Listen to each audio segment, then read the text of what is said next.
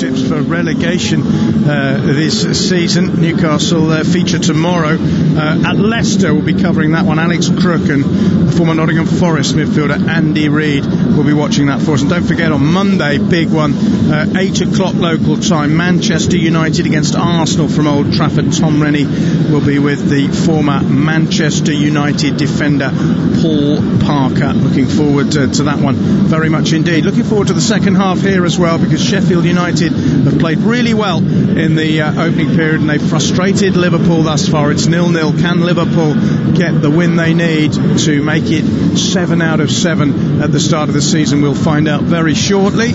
You're listening to Premier League Live.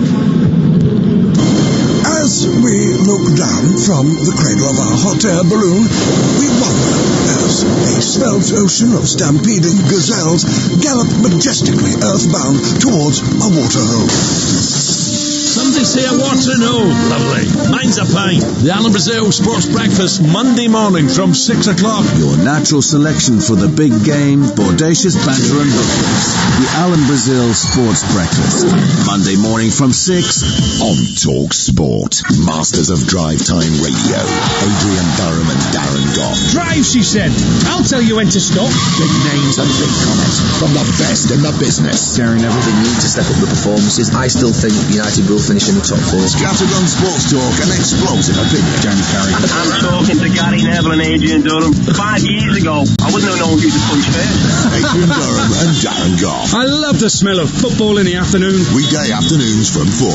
Butter me buns. On Talk Sport. Hello, Jim White here. Sorry, I've just nipped into the dentist for a quick checkup. Was that open wide?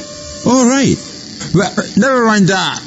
Polish up your radio tomorrow morning from 10, when I'll be extracting the biggest names in football and filling your morning with the biggest and best stories I can get my teeth into. Jim White, weekday mornings from 10 on Talk Sport. Can I rinse out now? Oh, sorry, I missed the sing there. The Sports Bar with Andy Goldstein and Jason Cundy on Talk Sport. Join the cutthroat posse in the Last Chance Saloon of sporting prowess. Come and Navajo, if you think you're hard enough. They'll be rustling up tomorrow's back pages as they send you crashing headfirst along the bar of sport. It's the good, the bad, and the Cundy.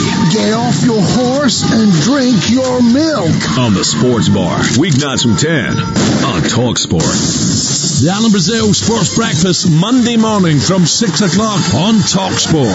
The cornerstone of any nutritious sports breakfast. A morning delivery of big names and essential game talk, discreetly wrapped and violently lobbed over the fence onto your radio.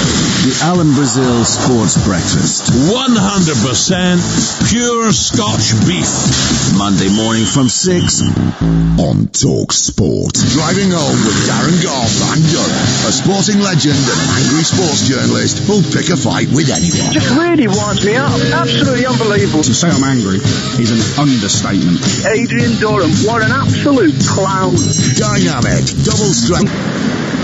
In danger perhaps of losing this 100% start to the season, in danger perhaps of losing a 15-match winning run in the Premier League. Sheffield United's players have come out and they're doing a little bit of warming up, just jogging around on the near side of the pitch as Liverpool get back into formation for the second half. Obviously Chris Wilder wants to keep his players bright and sharp, which they have been so far. They've been excellent in thwarting Liverpool. They've also, on the counter-attack, come close on a couple of occasions. Jurgen Klopp is puffing his cheeks a little bit. He did, in his comments yesterday, pay back to Chris Wilder, who he said he was looking forward to pitting his wits against for the first time. I'm not sure how much he'll be looking forward to pitting his wits against next 45 minutes, because Chris Wilder's men have been absolutely terrific. No changes, I don't think, from either manager at the interval as we prepare for the second half. The referee, Anthony Taylor, is in the middle. Sheffield United wearing their traditional red and white striped shirts, black shorts and red socks. Liverpool are in an all black away strip today. There's plenty of noise at Bramall Lane. You can hear the Yorkshire voices singing as the second half gets underway. Sadio Mane with two brilliant chances to put Liverpool in front in the first half, neither of which he took. At the other end, Adrian made a save from McBurney, while Robinson went close also for Sheffield United. The two teams line up like this. Dean Henderson's in goal for Sheffield United. Actually, I'll complete that lineup for you in a moment, because rather like the first half, it's been a little bit end-to-end, and Liverpool are coming forward now with Fabinho. Here's Salah. Salah with his left foot sees his effort blocked. It comes out Fabinho, who volleys it. It comes out to Henderson, having been blocked. Now Firmino, who teases it up towards Mane. It might come for Wijnaldum. It's toe poked away for Sheffield United, and McBurney might bring Robinson into play. Tries to return the compliment, and Joel Matip is there to head the ball, but not very well. It's come out to John Fleck. Fleck driving forward for Sheffield United, tries to cross for Robinson, and it didn't quite reach him because Virgil van Dijk was in the way. With the rain back above us in Bramall Lane, it's a lively counter-attack by the home side, and but for Virgil van Dijk, Robinson would have had a tap-in. Yeah, brilliant play from Sheffield United there. Fleck it was on the left-hand side. He drove into the box and he tries to pick out Callum Robinson, but it was Virgil van Dijk, that big man, just in the right place at the right time, just to clear the ball away for a corner. Their third, it's Sheffield United to deliver. Van Dijk again with the clearing header. Trent Alexander-Arnold manages not only keep the ball in play, but he's found Mo Salah. Salah's touch is poor though.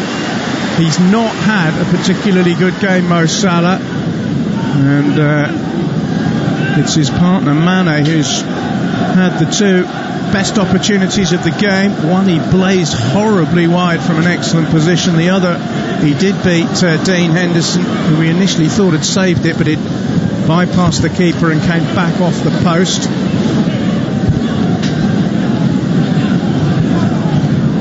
Throw into Sheffield United, about 10 yards from the corner flag on the near side. This is Chris Basham finding Baldock. It's deflected. Has Adrian kept that from going out of play? The Sheffield United fans certainly don't think so, that the assistant referee didn't flag.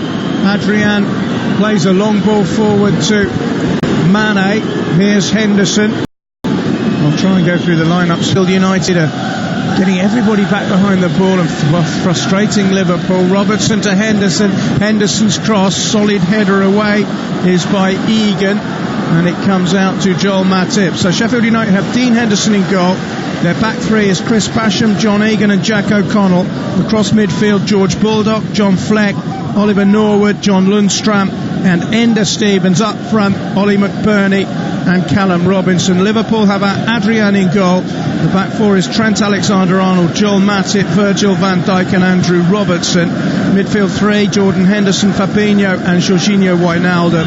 Up front, Sadio Mane, Roberto Firmino and Mo Salah. Firmino has found Wijnaldum, but that's a very poor ball by him. And a straightforward square pass towards Alexander-Arnold has ended up going out of play. Yeah, again, sloppy play from Liverpool. Just see Jurgen Klopp, they're just urging his team to do a little bit better. But yeah, good start to the second half by both teams actually. Both teams have had little half chances. Of course, Fleck on the left-hand side, they've nearly got Callum Robinson away in the 6-yard box. And of course, Liverpool enjoying quite a lot of possession in this early part of the second half. Firmino trying to find Mane. There's a missed kick there, but there was a foul as well. And Sheffield United, who were fearing that Mane and Firmino would make progress into the penalty area, have been awarded a free kick with just under 5 minutes played in the second half. This strange statistic of Liverpool's that they've never won a Premier League game at Bramall Lane. There are only two other grounds in the country where Liverpool have been and never won in the Premier League. One is Nottingham Forest, the City ground. The other one, bizarrely, is Bloomfield Road, Blackpool, who had one season in the Premier League. I think they drew with Liverpool, but they haven't won here in 3 Premier League visits. Here's Fleck tussling with Alexander-Arnold. Fleck's done well and comes back infield and looks for a ball forward, finds Robinson to McBurney, and Van Dijk was there just to clip it away, out of play for a throw in close to the corner flag. That's got the Sheffield United fans on their feet. It's a famous old English industrial stronghold, Sheffield, built on the steel industry, which is why Sheffield United are nicknamed the Blades. Quite been able to cut through Liverpool that often, but they're holding their own very much so. And a point for them would be a fantastic return. They got a point at Chelsea, of course, so to get points off two of the big six would be an outstanding achievement. Low ball in from the left-hand side, and again Virgil van Dijk is working hard to get the ball out of harm's way under pressure from Callum Robinson. Well, I suspect if that had come through to Robinson, he would have been offside. Yeah, he looked offside, John, but having said that, still fantastic play from Sheffield United. Fleck's been brilliant this afternoon, he really has. That's come off Henderson, I think, who's hurt himself and looks in a little bit of pain. He's holding his side. And he went in for a challenge. I think the ball came off him. I think it's going to be a corner. Jurgen Klopp, looking on, has a somewhat anguished and rather worried expression on his face. Just seeing the replay, I think it was Joel Matip who actually ran into Henderson and knocked him in the side, in the ribs maybe. But at the moment Henderson looks quite a lot of pain. Certainly in the wars.